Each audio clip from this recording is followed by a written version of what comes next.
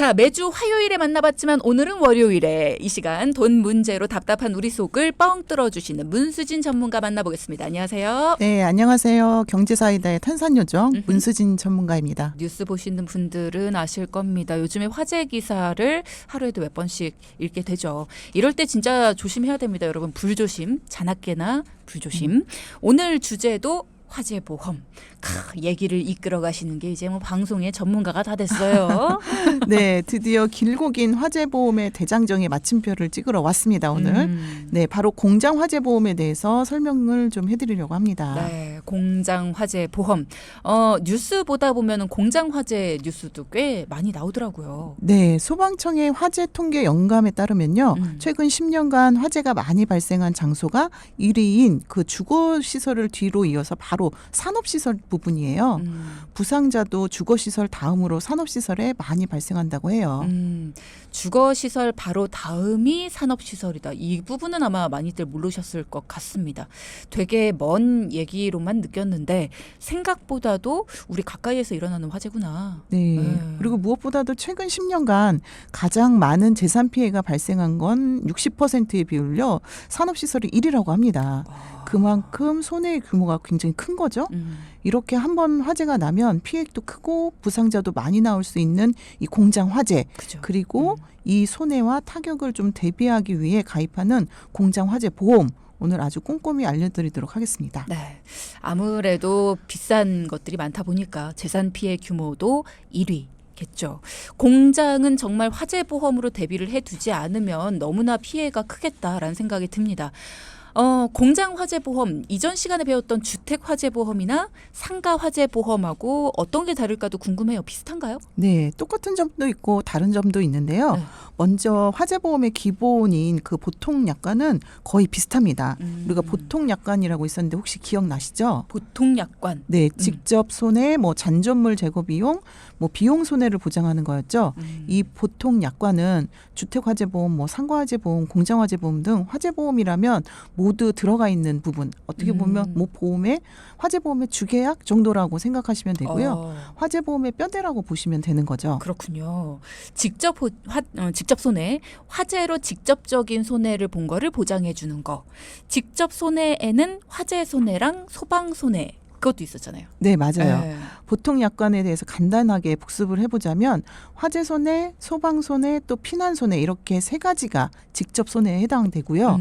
잔존물 제거하는 비용은 잔존물을 해체하고 또 청소하고 차에 싣는 비용까지 포함이 되고요. 비용 손해는 손해 방지 경감 비용, 대위권 보존 비용, 잔존물 보존 비용 등이 여기에 해당됩니다. 네. 다른 화재 보험처럼 고의로 일어난 화재에 대해서는 또 보장이 되지 않잖아요. 이 네. 부분도 또 짚어주시죠. 네, 맞아요. 그 고의로 일으킨 화재에 대해서는 보상이 되지 않고요. 그렇죠. 또 도난이나 분실로 생긴 손해라든가 혹은 전기장치 사고로 생긴 손해, 폭발이나 파열로 인해서 생긴 손해는 보통약관에 포함되어 있지 않아요. 그러니까 네. 주계약에 포함되어 있지 않다는 얘기죠. 이런 것들은 특별약관으로 가입이 돼야지만 보장받을 수 있는 거죠. 보장이 안 된다고? 그게 아니라 주계약, 그러니까 보통약관에는 포함이 안 되고요. 따로 특별약관을 통해 가입을 해야지 보장이 된다라고 알아두시면 되겠습니다. 기본적인 틀은 똑같습니다. 자, 그러면 이번에는 우리가 따로따로 알아두고 가입을 해야 되는 특약, 요거에 대해서 또 짚어봐야죠. 네, 모든 그 화재보험에서 가입하는 가장 기본적인 공통특약이 있었잖아요. 바로 화재배상 책임 특약인데요. 이게 없으면 화재보험이라고 말할 수 없을 정도죠. 보험 목적에서 발생한 화재로 인해서 타인의 재물이나 또는 신체의 손해를 배상하는 거잖아요. 대인은 1억에서 1억 5천, 대물은 1억에서 10억까지 가입이 가능합니다. 화재배상 책임 특약은 주택 화재보험에서도 상가 화재보험에서도 들었던 기억이 맞아요. 나요. 네. 확실히 공통되는 부분은 있네요. 화재보험이기 때문에. 그러면 공장 화재보험에서 가입하면 좋은 특약, 요것도 콕 집어서 정리를 해 주시죠. 네, 공장은 아무래도 이렇게 전기시설을 이용하는 것들이 많잖아요. 그래서 전기위험 손해 특약이라는 것들을 꼭 가입해 놓으시면 좋은데요. 이 공장 안에 있는 발전기나 뭐 변압기, 뭐 여자기, 발전기, 변류기, 배반시설, 배전반시설 이런 전기시설에 대해서 화재 사고 외에 전기적인 사고로 인해서 발생한 손해를 보상을 해줘요. 이 전기 시설의 합전이나 누전, 과전업 등으로 만약에 불이 났다. 이거는 해당되지 않죠. 전기 위험에 해당되지 않는 거예요. 단순히 전기적 사고로 발생한 손해를 보상해 주는 거라고 보시면 됩니다. 그러면 보통 약관에서 전기장치 사고로 인한 손해는 보장을 안 해준다. 그럼 전기장치로 인해 발생한 화재는 어떻게 보상을 받아요? 예, 바로 이게 포인트예요. 전기장치로 사고로 인해서 생긴 그런 화재는요, 보통 약관에서 보상은 됩니다.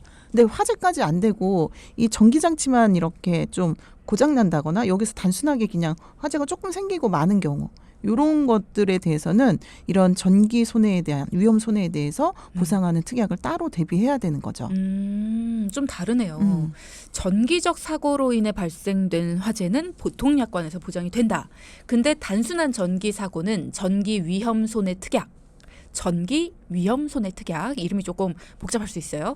이런 거를 가입을 해야지 보장이 된다라는 거 기억을 해두셔야겠네요. 네, 맞습니다. 그리고 군의 폭발 위험 손해 특약도요, 가입하시면 좋아요. 특약이 너무 많아. 그렇죠. 네, 요거는 화학적 폭발에 대해서 보장이 되거든요. 그렇지만 이제 수도관 파열이나 아니면 기계 일부 장치가 분해돼서 날아가서 생기는 이런 물리적 폭발은 면책사항, 그러니까 보장하지 않는다는 거고요. 화학적인 폭발은 보장한다는 얘기입니다. 그래서 그런 것들은 군의 폭발 위험 손해 특약도 넣어놓으시면 좋고요. 이외에도 뭐 풍수재해로 인한 손해를 보상해주는 풍수재 위험 특약, 또 붕괴, 침강 사태로 인해서 손해를 보장해주는 특약도 가입하시면 좋겠습니다. 이런 거는 또 이제 비 많이 내리고 뭐 이럴 때를 대비해서 가입을 해두시면 좋고요. 네. 화재 보험은 진짜 다양한 특약들이 있네요. 네, 그렇죠. 그리고 한 가지 또 좀 말씀을 드리자면 이렇게 공장에서 만들어진 생산물들이 있을 거잖아요. 이런 생산물 배상 책임 보험이라는 게 또 있어요. 이거는 이제 이 공장에서 만들어서 제조되고 판매되고 또는 이렇게 제공한 생산물에 결함이 생겼거나 아니면 이런 생산물을 사용한 양도된 이제 그런 사용자가 결함으로 인해서 어떤 사고가 났다거나 아니면 재산상의 손해를 입었다라든가 이런 것들을 배상해 주는 게 생산물 배상 책임 보험입니다. 이건 특약이 아니라 보험을 따로 들어야 돼요? 네네. 이거는 보험이 따로 들어져 있어야 되는 거고요. 이거는 장기 보험으로는 가입이 안 되시고 일반 보험 1년짜리 보험 가입이 1년짜리 있죠. 요거를 하셔야 되는 거예요. 그래서 1년 가입하고 만기가 되면 우리 자동차 보험처럼 1년 후에 재가입을 해야 하고요. 1년짜리다 보니까 보험료는 일시적으로 저렴하게 보이긴 하지만 만약에 1년 이내에 일어난 사고가 좀 컸다라고 하면 그 다음에 재가입이나 갱신이 거절되는 경우도 있기 때문에 또 보험료도 인상될 수 있기 때문에 이런 점은 좀 주의하셔야 됩니다. 그렇군요. 그러니까는 공장에서 일어나는 사고가 크다면 다음번에 가입이 거절될 수도 있다. 그렇죠. 그리고 또 보험료 인상이 클 수도 있다. 어쩐지 좋더라고요. 혜택이. 보장이 크더라고. 장단점이 있네요. 그렇지만 물건을 생산하는 공장의 경우에는 반드시 필요한 보장이 아닐까라는 생각이 들기는 해요. 자, 그렇다면 공장 화재 보험에 가입할 때 어떤 사항들이 필요합니까? 네, 지금부터는 이제 공장화재보험 가입할 때 필요한 사항들을 좀 말씀드리려고 하는데요. 네. 먼저 이제 공장화재보험은 사업을 하시는 분들이기 때문에 사업자 등록증 반드시 필요하고요. 그렇죠. 네. 그다음에 이 공장이 자가인지 임대인지 여부에 따라서 또 달라지기도 하고요. 또 질권 설정 금액이라고 있어요. 이건 뭐냐면 이제 공장을 운영하시는 사업주분들께서 이 공장을 담보로 해서 뭐 운영자금 대출을 받거나 이런 경우들 있으시거든요. 그래서 그거에 관련된 정보도 필요하기도 합니다. 그리고 뭐 원자재라든가 부재료라든가 아니면 공정 과정, 뭐 물건이 만들어지는 과정, 그다음 완제품에 대한 상세한 정보와 사진들도 사실 필요해요. 그렇죠. 화재가 날 가능성에 대해서 이제 퍼센트를 그렇죠. 매기는 거죠. 예. 네, 네. 공장 건물에 대한 화재 보험을 가입하는데 왜 이런 많은 정보가 필요하냐 이렇게 생각하시는 분들도 계시고 굉장히 귀찮아하시는 분들도 많이 계세요. 근데 방금 말씀드린 것처럼 화재가 날 가능성이 이 공장은 거의 한 화재가 난다면 불이 번질 가능성이 70. 근데 이 화재는 불이 나더라도 번질 가능성이 한 10밖에 안 된다. 그러면은 보험료 차이가 클 테니까 맞아요. 그런 거 맞습니다. 비교하려고 하는 거죠. 네. 이 또 건물이 어떤 재료로 지었는지도 중요하지만 이 건물 내에 어떤 물건들이 있는지도 굉장히 중요해요. 말씀하신 그렇죠. 것처럼. 만약에 A 공장에서는 철을 쌓아놨고 B 공장에는 가스나 기름을 쌓아놨다라고 했는데 이 두 군데에 같이 화재가 발생했다.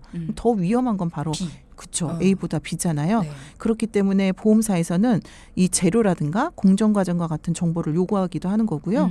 이외에도 공장 주변에는 옆에 아무래도 부지가 좁거나 그러면 천막 같은 걸로 이제 가건물처럼 만들어서 네. 뭐 물품을 쌓아놓는다든가 많죠. 그런 예, 데들. 비를 피해서 이렇게 재료들을 거기다 놓는다든가 이런 것들이 있기 때문에 이런 적재를 하는 것들이 많으면서 이런 천막을 사용하는 경우가 많아서요. 이런 것도 또 꼭 알려줘야 되는 거예요. 왜냐하면 천막은 건물에 포함되지 않기 때문에 별도의 고지는 반드시 해주셔야 합니다. 이런 것들은 천막 설치를 해뒀다면 반드시 고지를 해야 된다. 또 필요한 경우가 있어요? 네, 이 공장에 뭐 소화전이라든가 스프링클러 같은 소화 설비에 대한 정보도 있어야 하고요.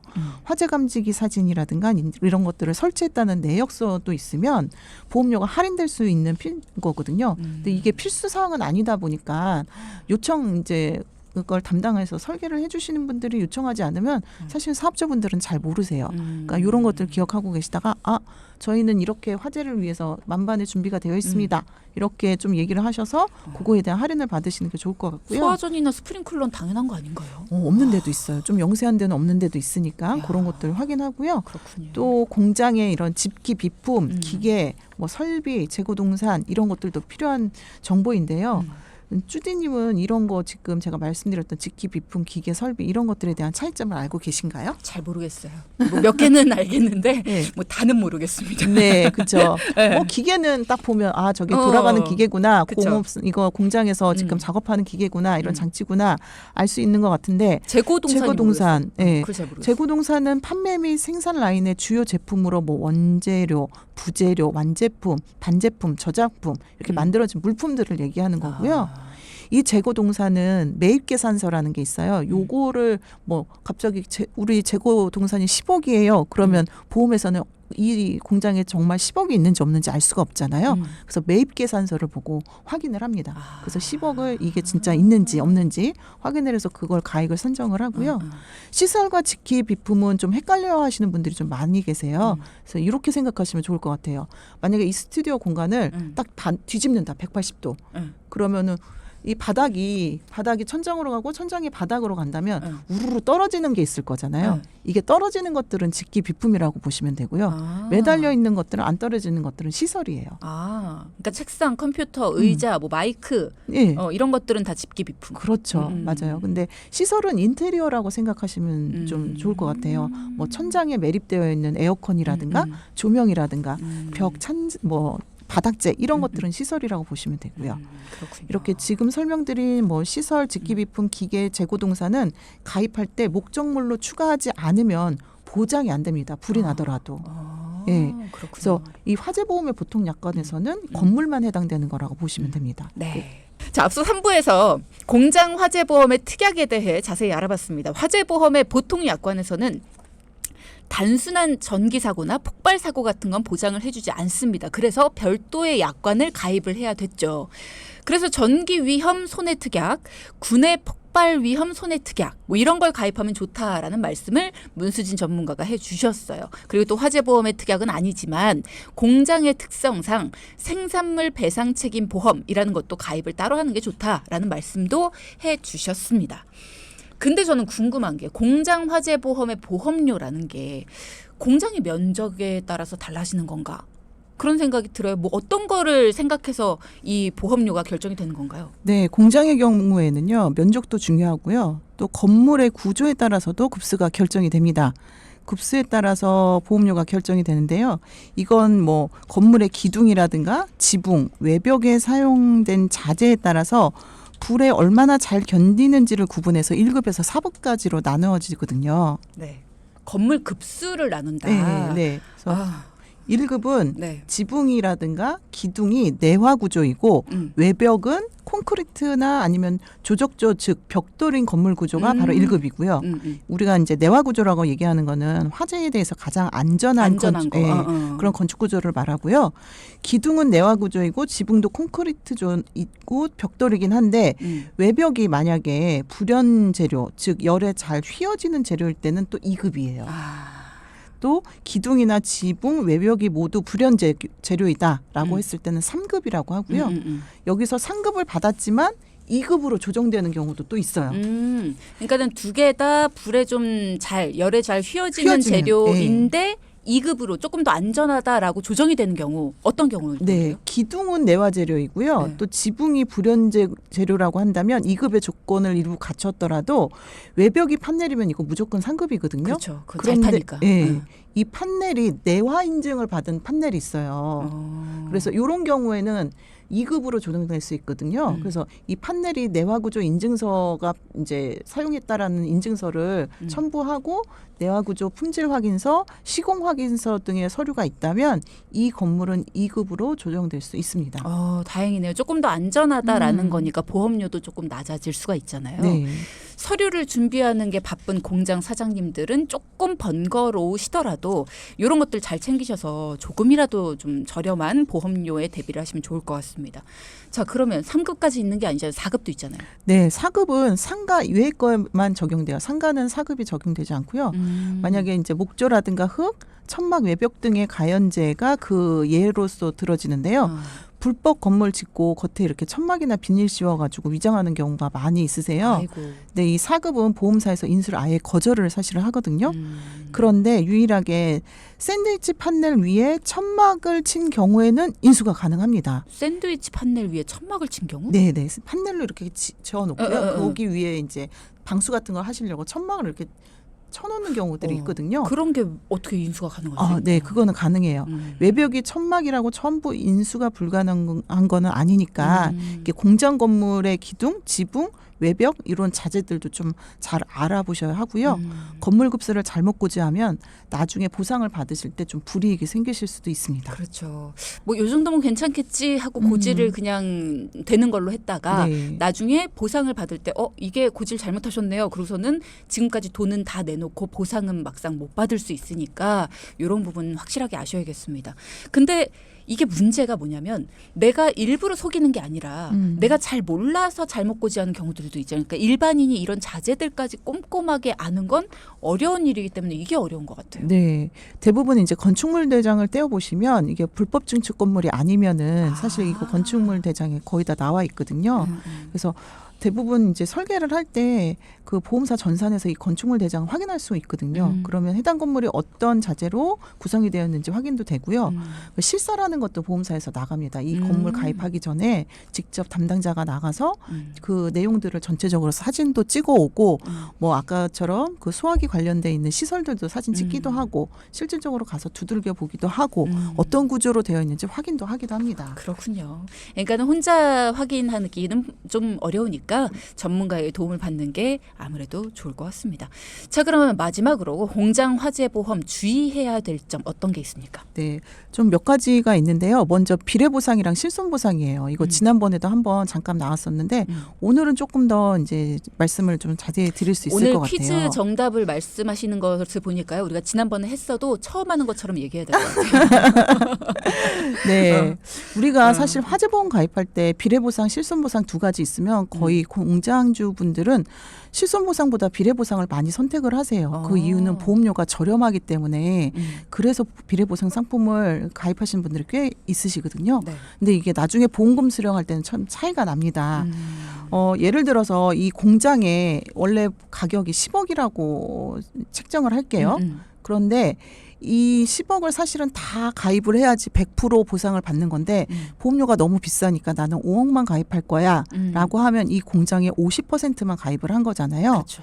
근데 막상 이렇게 가입을 해놓고 불이 났어요. 불이 나가지고 화재 발생 손해액이 5억이에요. 그러면 이렇게 5억의 손해가 났을 때 실손보상형으로 가입을 하시면 5억을 다 손해배상 받으실 수 있어요. 그렇죠. 실제로 손해본 금액이니까. 네. 근데 아까 비례보상 말씀드렸었잖아요. 10억짜리를 5억만 가입하면 50%만 가입하신 거잖아요. 5억의 손해가 나시면 그거의 50%만 받으실 수 있는 게 비례보상이에요. 그래서 2억 5천까지만 보상을 받으실 수 있습니다. 10억짜리를 50% 가입을 해서 내가 5억을 가입했으니까 5억이 손해가 나면 5억을 주겠지 생각을 했는데 그게 아니라 네. 내가 손해가 발생한 것에 50%를 받는 거군요. 네. 그게 비례보상과 실손보상의 차이예요. 음. 실손보상은 실제로 손해본 보상 금액을 보상해 주는 거잖아요. 그러니까 5억 다 보상해 주지만 이 비례보상은 내가 실질적으로 이 가액에 100% 다 들었는지 아니면 일부만 들었는지 그 일부면 그게 몇 %인지 거기에 따라서 손해액도 그 들은 비율만큼만 보상을 해준다는 거라고 보시면 됩니다. 그렇군요. 비례보상형이 보험료는 저렴한 대신 보험금이 실손보상형에 비해서는 적다라는 거 알아두셔야겠습니다. 공장 화재의 경우에는 피해액의 규모가 크기 때문에 단 몇 %의 차이도 금액적으로는 굉장히 크겠네요. 네, 맞습니다. 그 두 번째로 주의할 부분은 바로 질권 설정인 부분이에요. 공장을 담보로 은행 대출 아까 조금 전에도 말씀드렸었잖아요. 네. 받으시는 경우가 많은데 이때 은행에서는 채무자에게 공장화재보험 가입하라고 해요. 네. 왜 그런지 아시나요? 공장이 화재가 나서 다 타버리면 대출금 회수를 못하니까? 맞아요. 맞습니다. 대출금 회수가 어려울 수도 있기 때문에 화재보험 가입을 요구하는 건데요. 이때 은행은 부동산인 건물만 질권 설정을 해요. 뭐 거기 있는 집기 비품을 질권 설정하는 건 아니거든요. 그러면은 재고동산이나 뭐 기계, 시설, 뭐 집기 비품 이런 것들은 질권 설정하지 않기 때문에 은행에서는 요구하는 게 건물 화재보험 들어가서 가져오세요. 이렇게 얘기를 해요. 증권을 가져다 달라고. 네. 그러면은 사장님들은 이거 화재보험 이거 건물만 해주세요. 이렇게 또 담당자분들한테 말씀하셔서 정말 건물만 가입하시는 경우들이 있습니다. 근데 이럴 때 만약에 화재가 발생한다면 여기 있는 기계라든가 집기 비품에 대해서는 하나도 배상을 못 받는 거예요. 네. 그래서 집기 비품, 시설, 재고동산, 기계 이런 것들도 화재보험 가입할 때 꼭 가입하셔야 합니다. 이거 굉장히 중요한 말씀이네요. 네. 은행에서 가입하라고 해서 그냥 건물에만 화재보험을 가입하시는 분들 많지만 화재보험, 집기 비품이나 기계 같은 것들도 가입을 했는지 증권 다시 한번 꼭 살펴보셔라 라는 거. 네. 네. 또 가입하실 때 명기담보라고 해서요. 증권에 꼭 기재가 되어야지만 보상해 주는 것들도 있습니다. 예를 들어서 통화, 돈 아니면 유가증권, 뭐 인지, 우표, 뭐 귀금속, 귀중품, 이 공장 안에 있는 뭐 여러 가지 소프트웨어 같은 것들, 뭐 도안, 이런 것들을 뭐 금고에 넣어놨다. 네, 그렇다고 한다면 이런 것들 혹시 불나서 이게 없어지면 안 되잖아요. 네, 이런 거 굉장히 중요한 거기 때문에 이런 것들은 가입할 때 이런 중요한 문서들도 있다라는 것들을 반드시 명기를 하셔야 돼요. 네. 네. 이런 것들도 꼭 기억하시고요. 네, 장기보험을 끝으로 좀 가입하시는 걸 추천을 드려요. 1년, 2년 뭐 이런 단기가 아니라. 네. 보험 기간이 1년으로 좀 짧은 데다가 보험 기간 내에 사고 이력 있다면 재가입이 어렵거나 보험료 할증도 많이 되기도 하고요. 그렇기 때문에 짧은 상품이 보험료가 저렴해서 많이들 이제 혹하세요. 규모가 크다 보니까 공장의 규모가 크면. 근데 추후에 어떤 일이 일어나더라도 이런 부분 잘 모르세요. 일어날지는 잘 모르니까 보험료가 좀 비싸더라도 장기적인 관점으로 봤을 때는 보험 기간이 좀 긴 화재보험 가입하시는 걸 좀 추천드립니다. 네. 네, 여러분의 궁금증 해소해 보겠습니다. 1835님께서 화재보험 보상을 받으면 자동차 보험처럼 보상 금액에 따라서 보험료 할증이 붙는 건가요? 라는 질문 주셨어요. 네, 맞습니다. 보험금이 많이 지급되면은 할증도 많이 되는 건 동일합니다. 네. 자동차 보험처럼. 네네. 실손보험처럼 이렇게 비슷한 뭐 업종이나 뭐 이런 거에 따라서 오르는 게 아니라. 거기도 해당이 돼요. 만약에 갱신하거나 재가입할 때 다시 가입을 할 때 우리 업종에 조금 더 화재 위험률이 높아서 그 전년도나 뭐 해당 연도에 보험금 지급이 많이 됐다. 그러면은 위험률이 당연히 방연이 되는 거고요. 근데 우리 업장에 대한 요율도 반영이 되겠죠. 네. 그러면 자동차 보험 같은 경우에요. 내가 뭐 내년도에 이렇게 블랙박스를 새로 달았다. 뭐 이런 경우에는 다시 좀 할인이 되잖아요. 네네. 그러니까 그런 것처럼 내가 스프링클러를 새롭게 좀 달았다. 그러면은 할인이 또 되고 뭐 이런 게 있습니까? 중간에 알릴 의무 있어요.